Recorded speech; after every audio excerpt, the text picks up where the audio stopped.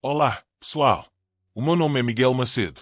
Tive uma experiência de quase morte há cerca de 20 anos, quando fiquei gravemente doente e realmente tive um encontro com o Senhor Jesus Cristo no céu. Deixem-me contar-vos como cheguei a esse ponto. O meu filho estava a casar, e o local ficava a cerca de 5 horas de distância da minha casa. O casamento seria no sábado, então, numa quarta-feira à noite, saímos para jantar, e comecei a sentir-me um pouco mal, como se estivesse a ter cólicas estomacais. Não me preocupei muito com isso. No sábado, dia do casamento, chegámos ao local, que era um campo de golfe. Foi um casamento maravilhoso, muito bonito, mas eu não tinha dormido nada na noite anterior, então estava muito cansado e um pouco pálido, pois estava bastante doente.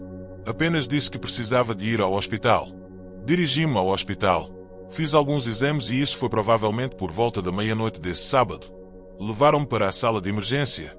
Fizeram alguns exames, tiraram amostras de sangue e disseram que os meus glóbulos brancos estavam muito elevados, indicando algum tipo de infecção, mas não tinham a certeza do que realmente era. Disseram que provavelmente seria o apêndice e que achavam que este tinha rompido. Colocaram-me na cama e levaram-me para a sala de cirurgia. No momento em que me colocaram a máscara, a próxima coisa que recordo é de olhar para a minha direita e ver Jesus parado ali, estendendo-me a sua mão. Ele disse-me: "Quero responder à tua oração."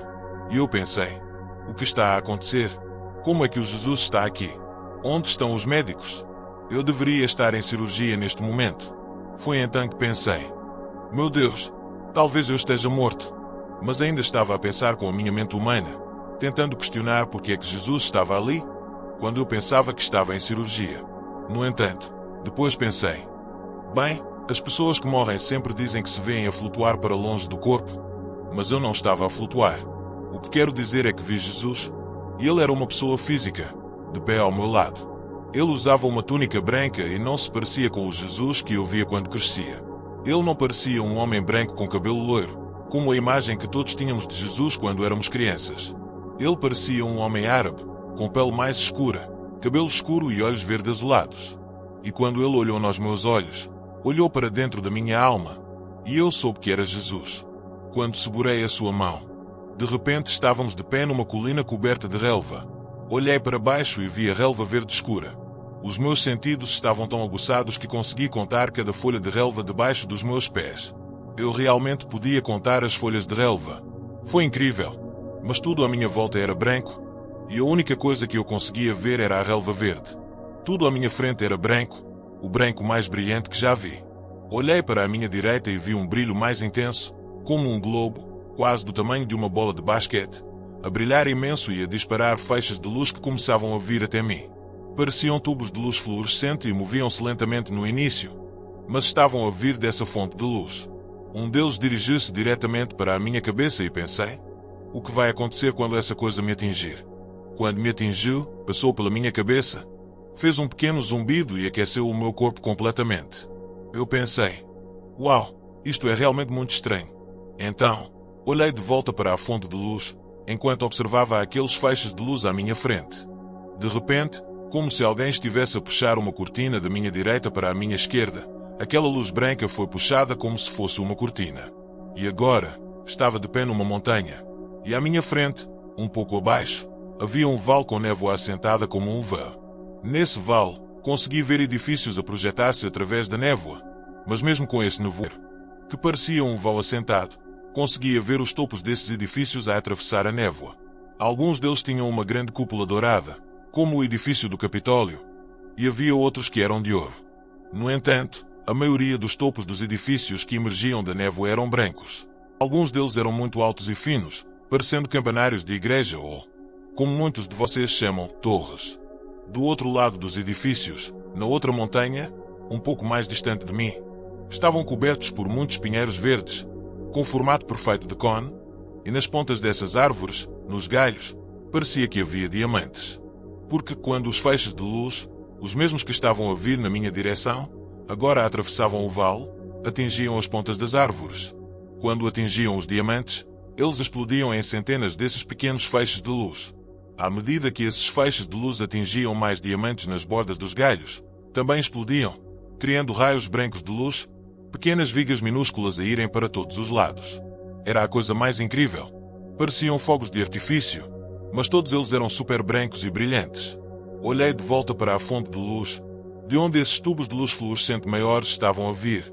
E quando olhei, Jesus disse-me: "Esta é a glória do Senhor." Quando ele disse isto, senti-me tão fraco nos joelhos que caí no chão.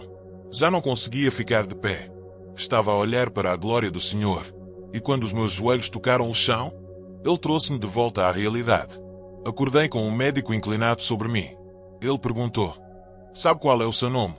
Respondi mentalmente: "Miguel", mas não abri a boca. Ele não sabia que eu tinha respondido, então perguntou novamente: "Sabe qual é o seu nome?" Abri a boca para falar, mas estava tão seca e ressecada, com muita sede e a suar. Respondi: "Miguel." Ele olhou à volta para todas as pessoas na sala. Havia 4 ou 5 pessoas ali. Foi então que percebi que havia mais do que aquele médico. Ele disse: "Ele está de volta." Na manhã seguinte, o cirurgião veio até ao meu quarto para ver como eu estava. Eu queria contar-lhe sobre o que eu pensava ter sido um EQM. Abri a boca para contar, mas comecei a chorar. Ele disse: "Ei, não te preocupes, tudo vai ficar bem." E ele continuou: "Sabes, o teu caso foi o pior que já vi." Este era um senhor, um velho cirurgião, provavelmente por volta dos 70 anos.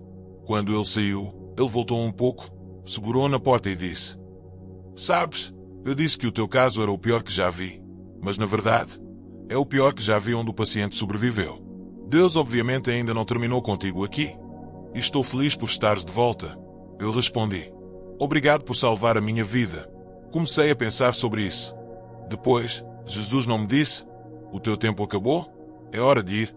Ele disse: "Quero responder à tua oração." Passei muito tempo a refletir sobre o que ele estava a referir-se. Qual seria a oração? E lembrei-me de quando era criança e costumava rezar para que Deus me mostrasse o céu. Eu queria saber como era esse lugar maravilhoso de que todos falavam.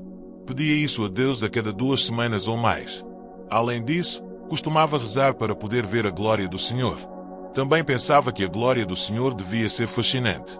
Eu dizia a Deus: "Quero ver a glória do Senhor, seja o que for, eu quero ver isso."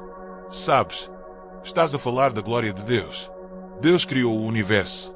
Ele criou a terra e tudo o que conhecemos, e tudo é tão perfeito. Pensava: o que será essa glória? Deve ser algo incrível. Então, costumava pedir a Deus para me mostrar isso, e ele respondeu a 2 orações minhas. Levou cerca de 40 anos para ele responder a essas orações, e foi a coisa mais linda que já vi.